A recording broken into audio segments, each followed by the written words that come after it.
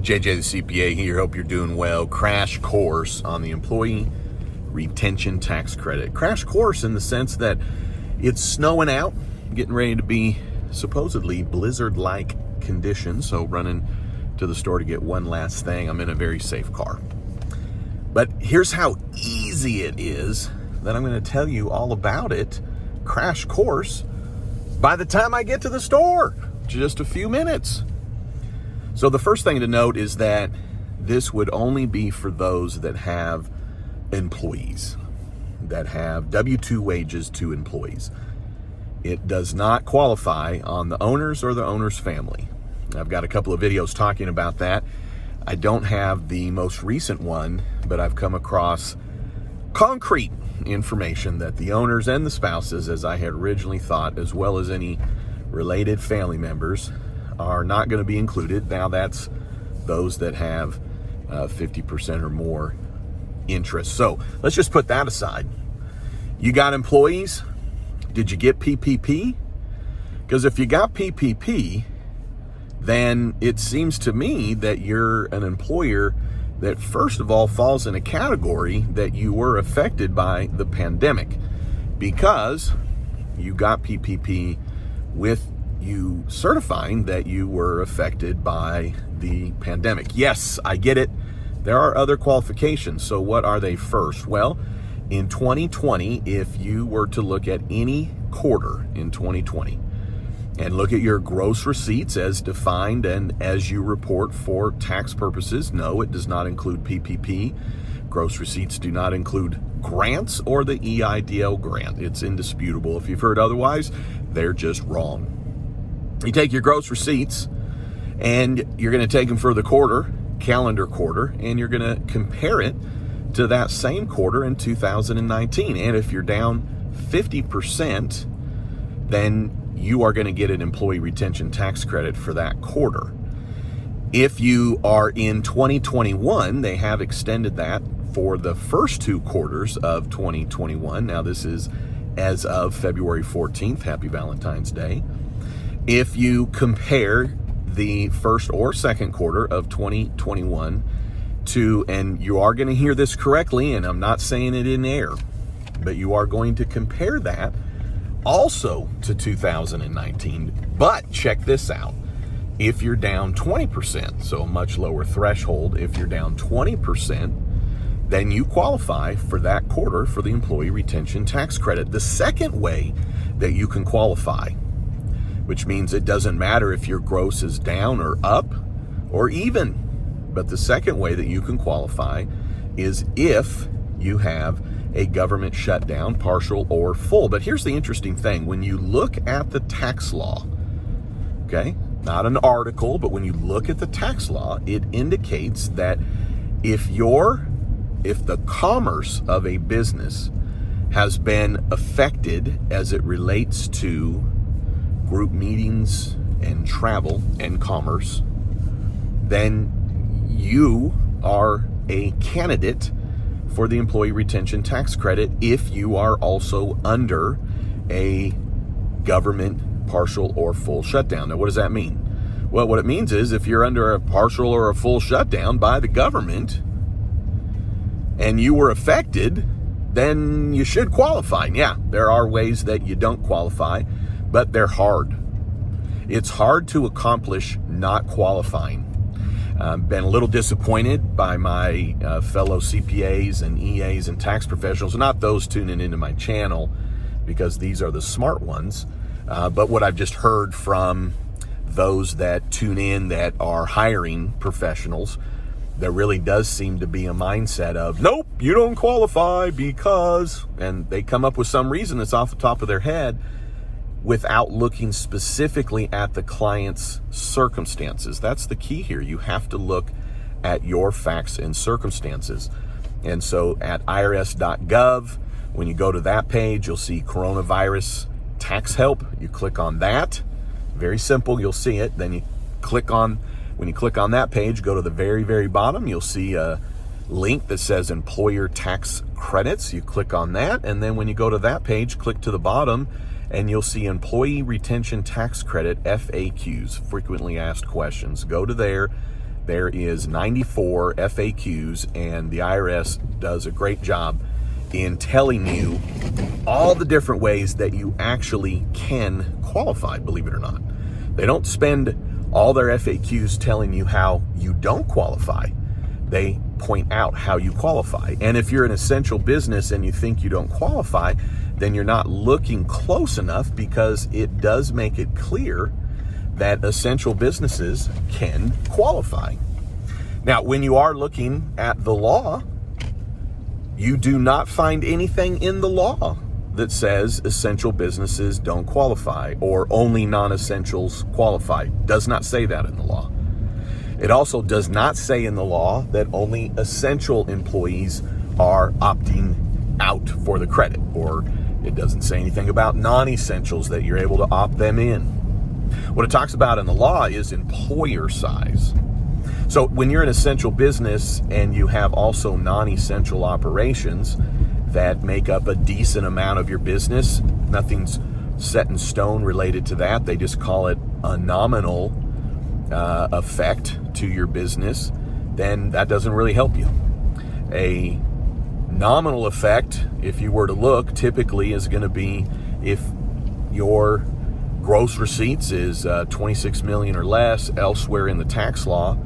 De minimis or nominal is typically basically 10% or less, meaning if your business brings in 100 grand and 10% or less of your revenue comes from some stream of income that is really not what you do, then that would be a nominal effect, meaning it's a nominal part of your business. So just as an example, if you were to have a dermatologist and they also sell some skin products and it's not really what they do, they just kind of have them up front.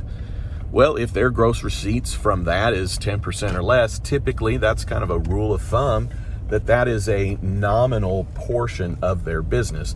All to say that if you have essential and non-essential employees, essential and non-essential type of ways that you make your sales, when you're looking at a government shutdown, the nominal portion, which then leads to the portion that's not going to be the tail that wags the dog, meaning you're not going to be able to find a way to qualify if a nominal portion of your business is affected by a government shutdown, which means this.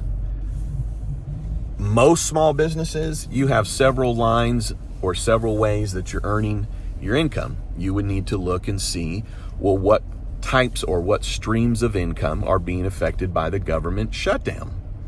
And if any of those streams of income that are above a nominal amount, if they are affected, then the whole business is affected. And I'm not going to go into too many details, but the IRS makes it clear in its FAQs that if you have multiple locations and one of them is affected by the government shutdown, then all of it is affected by it. They talk about that if you have multiple businesses and one owner, it's actually pretty easy. Now, it may work to your detriment, but it's pretty easy to aggregate businesses together, even if they don't have anything to do with each other, but if they have common ownership. Typically, common ownership is 50% or more of common control, meaning common owners.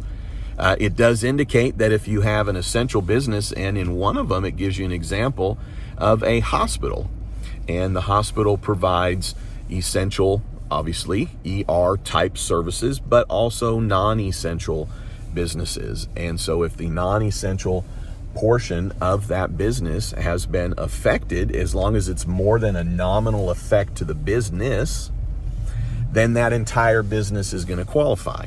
Right? So if you have a hospital and all they do is ER, but they also sell prescriptions, but the prescription sales are, less than 10% of that hospital, or if it's more than 26%, maybe go with a 5% factor. Well, then, probably not going to be able to say that business was affected because just a nominal portion of that business was affected. But when you look at the FAQs from the IRS's information that they're providing to you, what you want to see is that they show that non-essential businesses could, in essence, not qualify. Now, how would that be?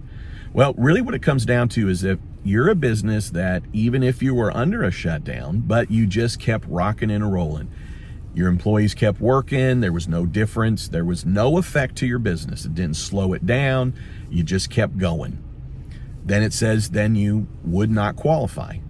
But then they go into, even in that example, all the ways though that a non-essential business needs to make sure that they don't qualify. Point is that there's a lot of employers out there that don't think they qualify, and they do. So even if you have a professional, it's okay if they haven't asked you a lot of questions to go and check out the FAQs, read about it. Believe it or not, they're written in English and they're easy to understand. The IRS always does, in my opinion, a great job of providing information to you that is understandable. And the reason why is that the IRS knows that if you're going to irs.gov, it's most likely the non-tax professional that is going there. It's the non-tax professional that's going to find out information. And so the IRS is always trying to ensure that everybody has the same information. It's just the same as if you're a fan of any sport, if you're a fan of anything, take it from dance competition to music competition to sports, you as a parent or as a spectator would be able to get your hands on the rules, and you might have to read them a couple of times, but you would be able to be what? You would be able to be a Monday morning quarterback. You'd be able to sit there and watch the game or watch the dance, and you'd be able to say, no, that should have been scored this way, or no, they should have called it this way, right? So if you can understand those rules and those regulations related to things that you're involved with, you absolutely can understand these. And then if you have a tax professional and they've just given you off the cuff, you got to remember, tax professionals, they're busy, okay?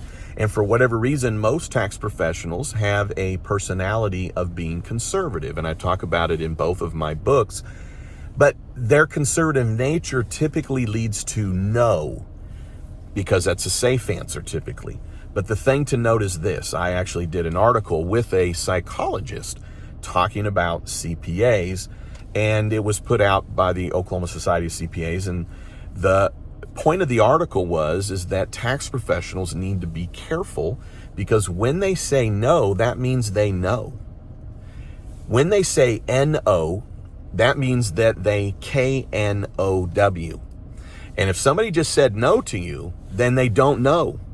They don't know. Doesn't mean they're somebody you shouldn't hire. Doesn't mean they don't know what they're doing. What it means is they don't know, because when it comes to this employee retention tax credit, it is very easy to qualify, in my opinion. Yes, you have to look at the facts and circumstances. So with your professional, get a few more facts and circumstances, get them on the horn. Emails are always good, but get them on the horn. Get them on the phone and talk to them. You don't need to have a battle back and forth via email. Okay, this isn't your parent. You don't technically need their permission. What you want is their advice, and you want their recommendation, but ultimately it's up to you. And any good tax professional would say, you're right, it's not my return, it's not technically their decision. Okay, now one of the things to note is that with the employee retention tax credit, it is a payroll tax credit. It's not on an income tax return that you experience the credit, which means this: many tax professionals are not involved in the payroll area, or you might be hiring somebody that is in essence a third party separate from you and your tax professional to do your payroll. So also be checking with your professionals that are helping you with your payroll. Now, yes, whatever your tax credit is, it will have an effect on your income tax return, which is what your tax professional traditionally is helping you with in terms of your income tax returns. But from this perspective, the purpose of this video is to really drive home, crash course, that you should qualify. Now, I hadn't even gotten to the good part, so I'm so glad that you made it to here on the crash course. And by the way, I should have mentioned this to you, because not a lot of you get all the way to the 14-minute mark. But I do have a seminar. I'm going to put a link to it that you can get instant access to. Give me 30 seconds. Instant access to. It's 2.5 hours long, 3 hours of Q&A. It has a PowerPoint to go along with it, and then I have 6 additional videos, one of which is private. I have examples, Excel spreadsheet, a flow chart, and then I give you links to everything that you need. 7200, the 941, the 941X, specific FAQs. I talk about aggregation, the owners, the family, how to report this on your tax return, how to report this on your employment tax returns. So with that being said, here's the best part. In 2020, now it is for the entire year of 2020, and it is retroactive back to March 13th. And so glad that you made it to here. If you haven't seen any of my other videos, it doesn't matter if you got PPP, you can get the ERTC. But it's 50% of the wages that qualify. Up to $10,000 of wages, which means up to a $5,000 tax credit. So the wages that qualify would be either during the quarter that you had a reduction in gross receipts, as I talked about earlier, or the wages during the time period that you had a government partial or full shutdown that you were affected by. Now, when we're talking about 2020, that would be wages for the entire year. For 2021, it's wages for the quarter. What? Yes, and it's a 70% credit rate. What does that mean? So the first 10,000 of wages per employee, by the way, per employee. So the first 10,000 of wages per employee in 2021 in first quarter times 70% is your tax credit. All starts over in second quarter if you're qualifying in second quarter. Then you take your wages up to 10,000 per employee times 70%. You are figuring this right if you are following the math, which means that in 2020, it's up to $5,000 tax credit per employee. And then in 2021, it's up to a $14,000 tax credit, okay, per employee. Now, when you're talking about the size of employer, because I talked about essential and non-essential, when you talk about the size of an employer, if you in 2020 are 100 or less, you're in a classification of 100 or less. And the rules I'm getting ready to tell you in 2021 apply to 500 or less employees. And how do you determine your employees? It's the average number of employees that you had in 2019. And that is for both 2020 and 2021. When you're figuring out your average size of employees, you look to your average number of employees in 2019. How do you do that? Well, you can go to the FAQs, get some more details, but basically you take your full-time employees, full-time being that they work 30 hours a week or 130 hours a month. You take the number of employees that you have in January, then February, March, all the way through December, divide it by 12, and then you come up with your average number of employees. So if it's 100 or less in 2020 or 500 or less in 2021, then all wages, essential or non-essential, part-time or full-time, salaried or non-salaried, whether they worked overtime or didn't work overtime, all wages qualify, okay? Not owners, not spouses, not the related individuals. All qualify, okay? So they all would qualify for the quarter if you're down by the gross receipts, or they would all qualify during the time of partial or full shutdown, which, remember, that is defined as an effect on your commerce, travel, or group meetings. That's what it says in the law. Now, if you're over 100 employees in 2020 and you're over 500 employees in 2021, remember, it's only the first 2 quarters of 2021 here, but if you're over those thresholds, then the wages that qualify are only those wages that you paid to employees that did not work. So you would have to have gross receipts down, or you'd have to be a partial or full shutdown and paying employees that didn't work. That is only for employers that have an average number of employees of over 100 in 2020 and over 500 in 2021. Well, 98% of employers out there are 500 or less employees. 97% of employers are 100 or less employees. So with that being said, most of you watching here are 100 or less. You want to look at this very, very carefully. You need to make sure that you don't qualify. And here's what I've said, and here's what I'll leave you with. When you're trying to determine anything, especially with the tax law, what I tell my staff and the way that I approach it, the way that I was trained as well in my early days, over 27 years ago, almost 28 years, is that you try and find a way that you qualify. You try and find a way.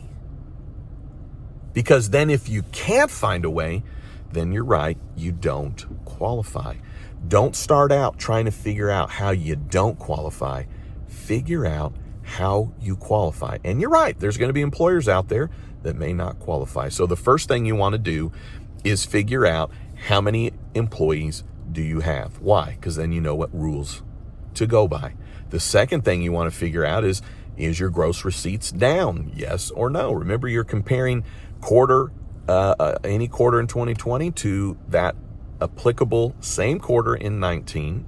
And in 2021, you're comparing 2021 to 2019. If you don't meet that test, then you're looking to see, well, were you under a government shutdown? And I want you to remember this. Government shutdowns can differ from city to county to state. And the definition of an essential employee or an essential business is different by city, county, and state. The IRS does make it clear that if you're an employer and your suppliers are affected, so if you're an essential business, but your suppliers are affected by COVID, by the shutdown, if you will, and it interrupted your business, you qualify. It does indicate, though, that whoever you service, whoever you sell to, those customers don't define what kind of business you are. So if you are servicing or selling to essential businesses, you're not necessarily an essential business. You might be servicing or selling to an essential business, but what the IRS makes clear is that your customers don't determine what kind of business you are, whether you're essential or not. So many are getting confused. I visited with somebody Friday on a Zoom, on a private, that their CPA was saying, well, no, you're in an industry that's considered essential. Wrong. Okay? There are no industries that are considered essential. There are types of businesses that are considered essential. And when we broke it down, they were selling to essential businesses. Okay? That doesn't make them an essential business. And when we looked at the facts and circumstances, I think they have enough information to now go back to their CPA, who's not even doing their payroll, to, in essence, visit with them further about that. So at the end of the day, more are going to qualify for this than they think. Do not pass this. Do not dismiss this. If you've made it to here, I'm sure you're thinking, man, maybe I need to look at this more closely. And the answer is yes. How many employees do you have? Take their wages during that period of time, whether it's the quarter or the during of a partial or shutdown, times 50% in 2020, times 70% in 2021. Now remember, it's only up to $10,000 in wages in 2020, and then only up to $10,000 in wages in 2021, but that starts over after the first quarter, so you can have those high credits. Yes, if you got PPP, you can take ERTC. The thing to note, and this has always been the case, whatever wages you're going to use for PPP forgiveness, you can't use for the employee retention tax credit. So if you've already gotten PPP forgiveness, then any wages that are during your covered period, you will not be able to include in the employee retention tax credit. I hope that they fix that. If you've not applied, if you've not received forgiveness, then your wages are open for either. The SBA has made it clear in plain in the instructions to the forgiveness forms. They have also made it plain on the IRS side.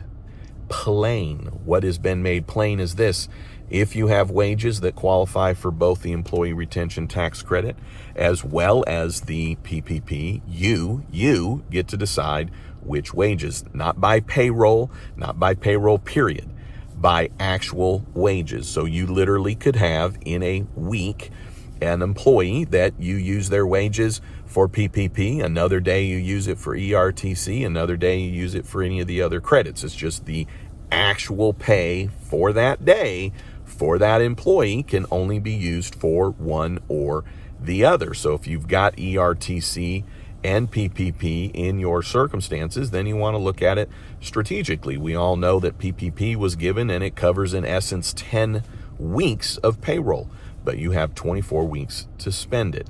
So you can take your wages and use it for the ERTC, even if it's at the beginning of your covered period, and then use the wages after that for your PPP. And again, it's not based on the payroll period, it's based on the actual payroll, because we know your employees get paid differently from employee to employee. So you could have literally a time period where before you got PPP, the wages are going to all qualify just for the ERTC or the sick or the family paid leave. And then now you're in your covered period. Guess what?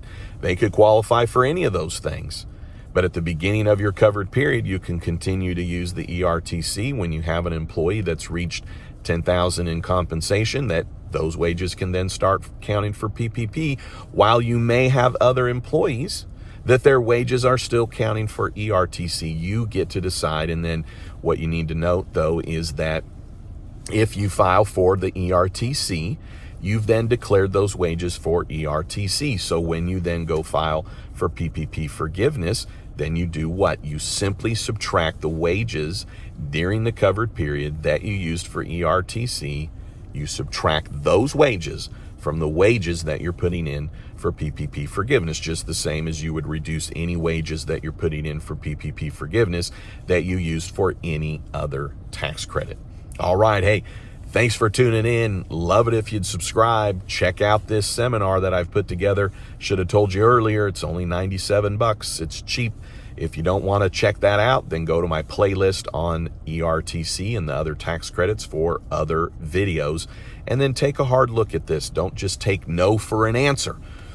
We as tax professionals are doing the best that we can. We've got a lot going on in our world right now with ERTC, these other payroll tax credits, as well as then PPP2, PPP forgiveness. And oh, by the way, in mid-February, we're in the middle of tax season. So help out your professional. Help them out by getting on the horn with them, going through the facts and circumstances, checking out the FAQs, and doing a little bit of digging for yourself, because think of the dollar amount that you could get from this that is allowable and available to you. All right, hey, don't you ever forget, you've never met a CPA quite like me. All right, stay warm. And you're right, I sat in the parking lot for a while, but it is definitely a crash course. Talk to you soon.